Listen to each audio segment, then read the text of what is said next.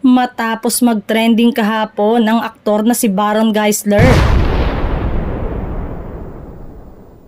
marami tuloy ang nagtatanong kung bakit di kasama si Baron sa Japan para sa bagong location taping ng Incognito.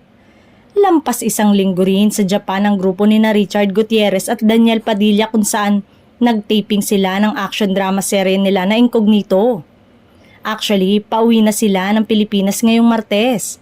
Nag-enjoy naman sa taping ang Incognito cast, staff, and crew kahit matindi pa rin ang snow sa lugar na yon.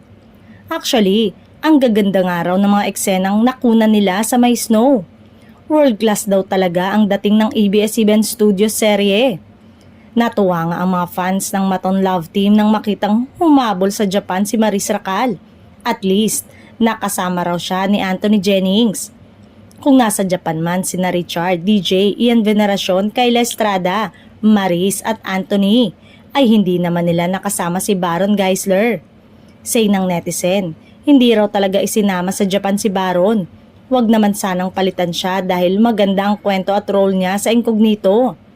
Samantala, kahapon ay nag-post din ng aktor para sa bago nitong proyekto.